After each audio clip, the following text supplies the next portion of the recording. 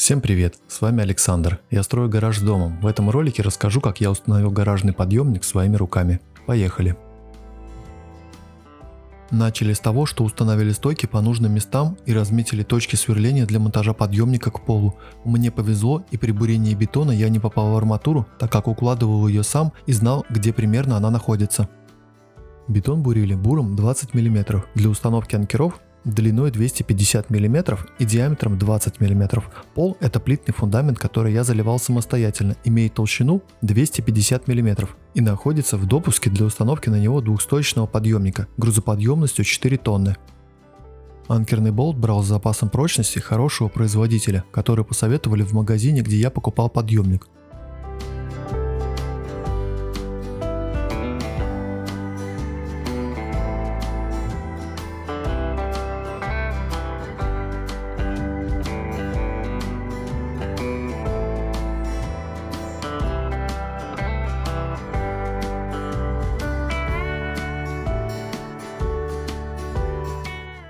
Установили все анкера, немного протянули гайки, чтобы анкера зафиксировались в бетоне, и отпустили стойки для дальнейшей сборки. Весь подъемник в сборе весит более 500 кг. При покупке новым с него были сняты лапы. Я же для облегчения разгрузки снял с вертикальных стоек каретку и гидравлический цилиндр. Устанавливаем каретку обратно на свое место, предварительно смазав места, где ходят блоки скольжения. Это механический стопор, который громко щелкает, когда подъемник поднимается, и предотвращает падение вниз при неисправности гидравлики.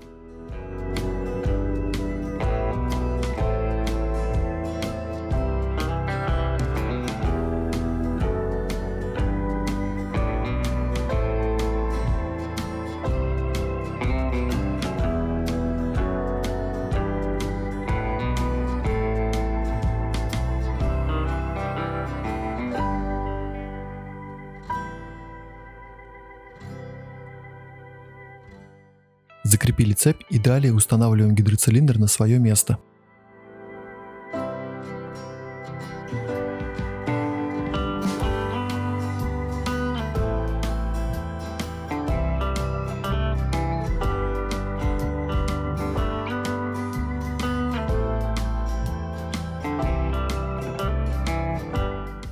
Наверху стойки устанавливаем поддерживающую плиту на 4 болта.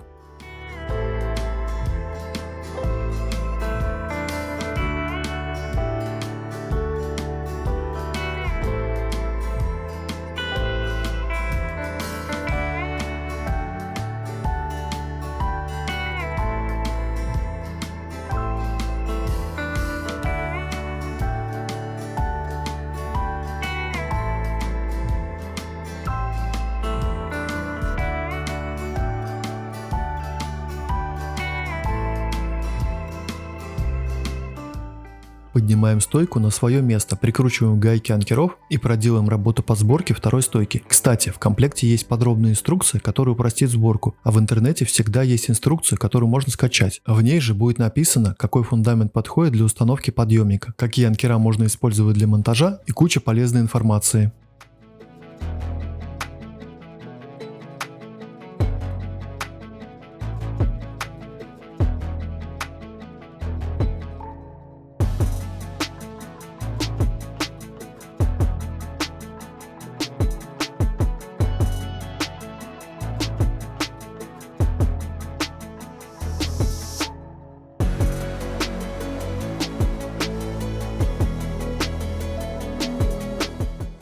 Следом устанавливаем тросы синхронизации. Их всего 2. Они отвечают за одновременный подъем 2 кареток. Их нужно настраивать, натягивая один и ослабляя другой. Это нужно будет сделать при финальной настройке.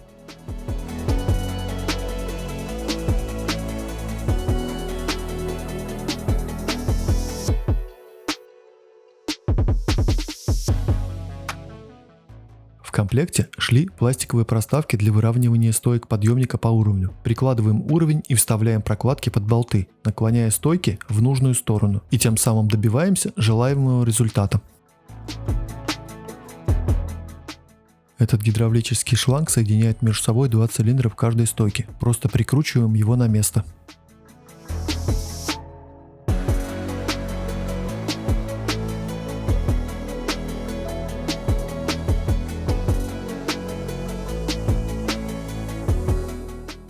И устанавливаем насосную станцию. Они бывают на 220 и 380 вольт. Я выбрал на 220, так как не хотел возиться с тремя фазами. Каких-то минусов в эксплуатации я не заметил, но станции на 380 вольт по умолчанию мощнее, и им легче качать гидравлическую жидкость в цилиндры.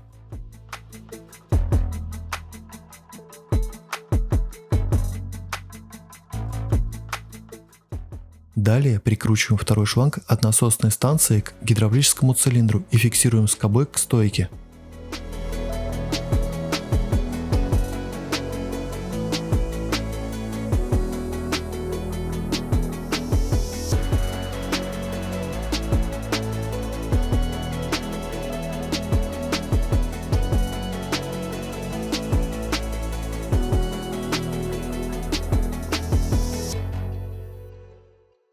Установка подхватов не занимает много времени. Я выбрал подъемник с асимметричными лапами. Для моих целей они показались мне удобнее.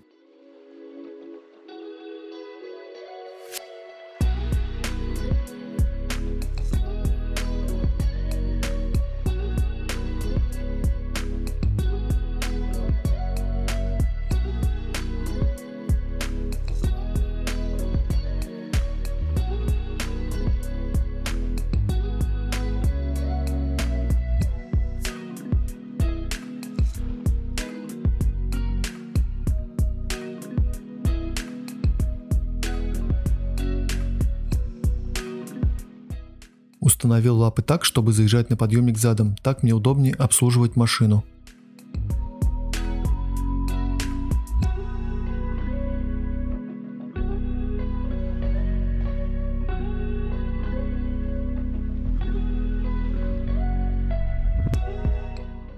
У разных подъемников бывает разная высота подхвата, так что под низкую машину не каждый подхват может подлезть. Я выбрал с минимальной высотой, потому что планирую иметь машину с низким клиренсом.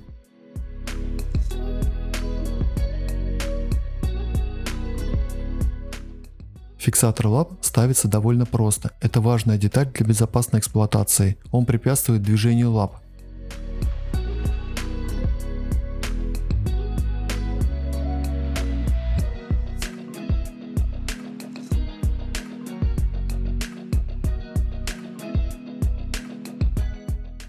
Провода подключаются элементарно. Синий провод — это всегда 0, желтый — заземлению, на третий должен быть фазой. Гидравлическое масло выбрал ХВЛП, оно дороже других, но может использоваться в минусовые температуры, так как я отапливаю гараж по мере необходимости. В основном там будут минусовые температуры зимой, иначе выбрал бы масло более дешевое.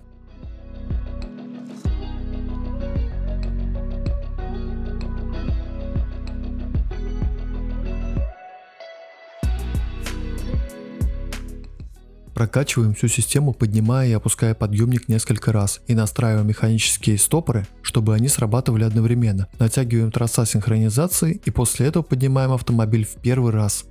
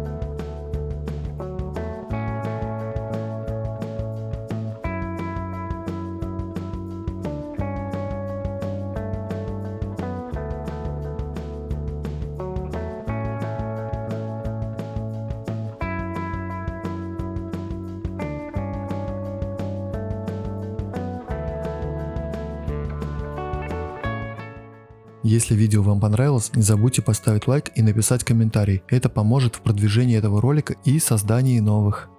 Подписывайтесь на канал, тут вы увидите, как я практически в одиночку строю гараж с домом на втором этаже и еще много всего интересного.